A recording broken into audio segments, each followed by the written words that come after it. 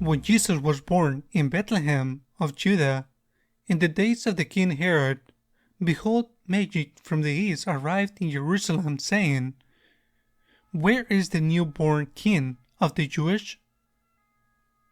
We saw his star as rising, and have come to do him homage.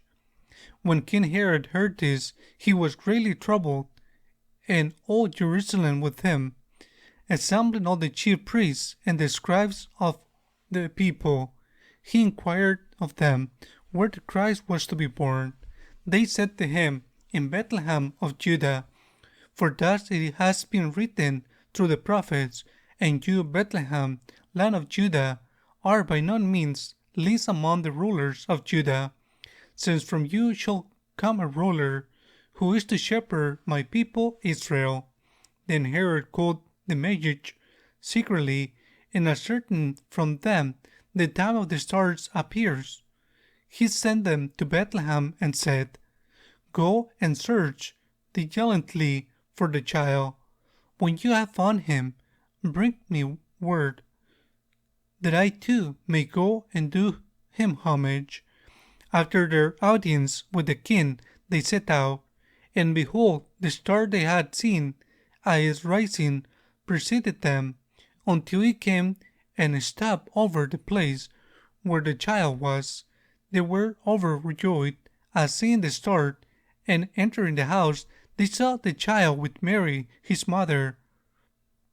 They prostrated themselves and did him homage, and they opened their treasures and offered him gifts of gold, frankincense, and myrrh.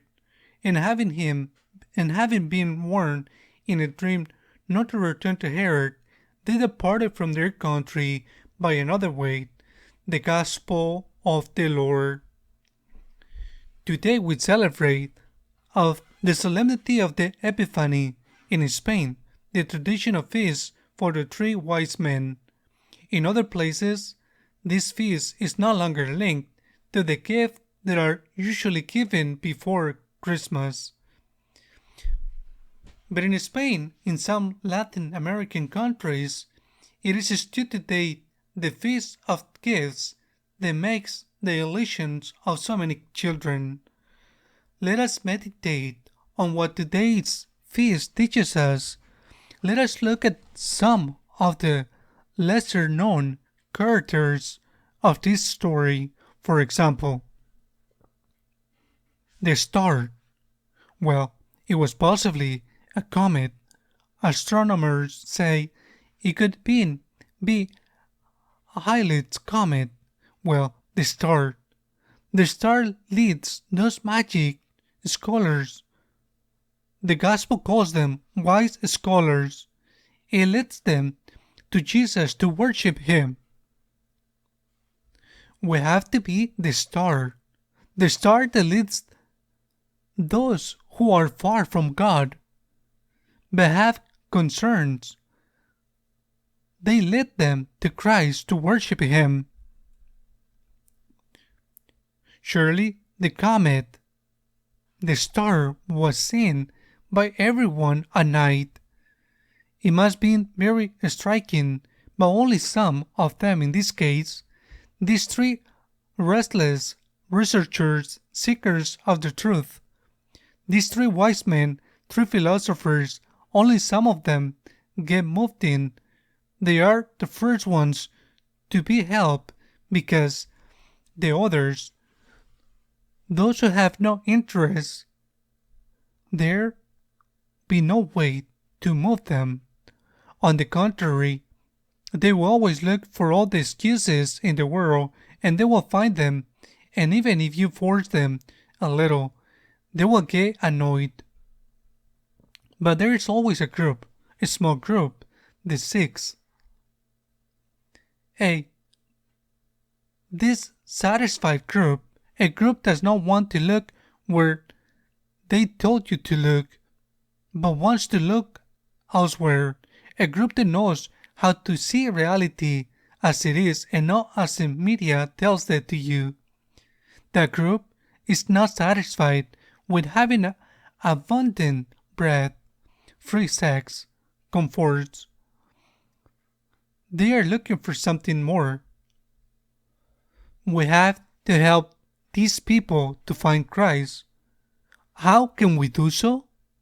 It is known that a comet produces that light and has the long tail behind the mass that is burning when it enters the atmosphere and burns.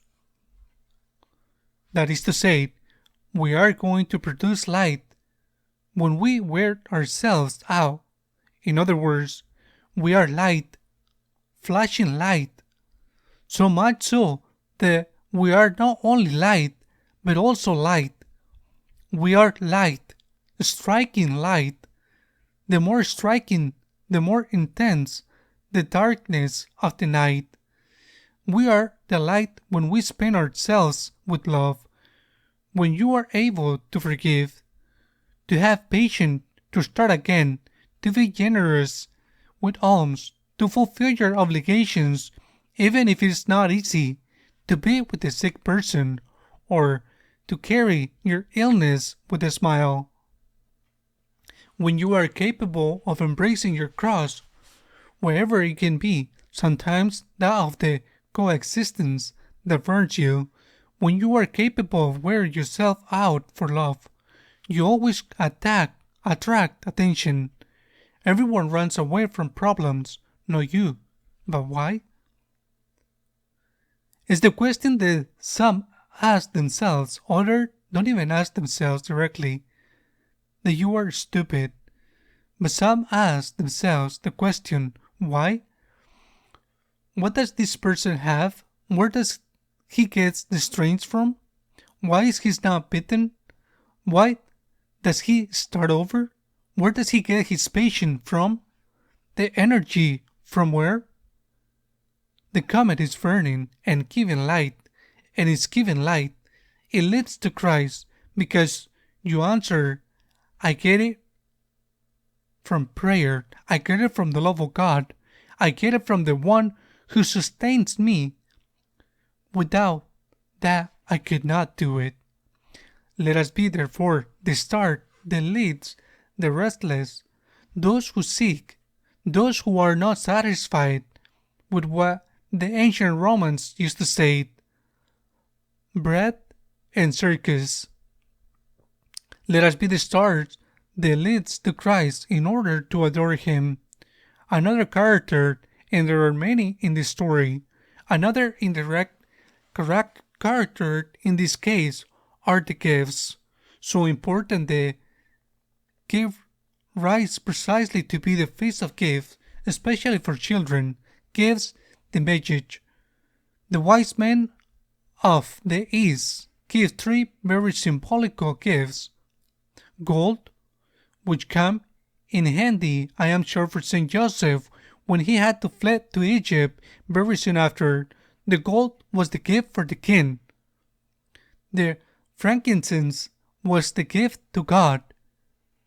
The myrrh was the anticipated gift for the one who was to be buried 33 years later in a tomb after being crucified. But why do we have to give? Why? There is only one reason. We have to give a gift out of love, and this is the reason they should be in our hearts. Why should I, like the wise men, give a gift to God? But why should I give a gift to God? Out of gratitude, out of love. Love is synonymous with gratitude, and gratitude is synonymous with love. I have so much to be grateful for, so much. Many times you give gifts out of commitment, other times you give gifts or for interest. You cultivate a relationship that you call friendship, where there is no love, and therefore there is no true friendship. There is a calculation. But when gifts are given out of love, because you love someone, you are not thinking about what you are going to get.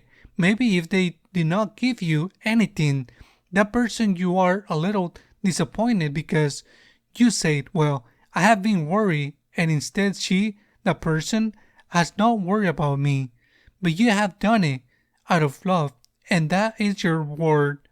That is what you have to have in your heart towards God. No calculation, no interest, not thinking, what is He going to give me?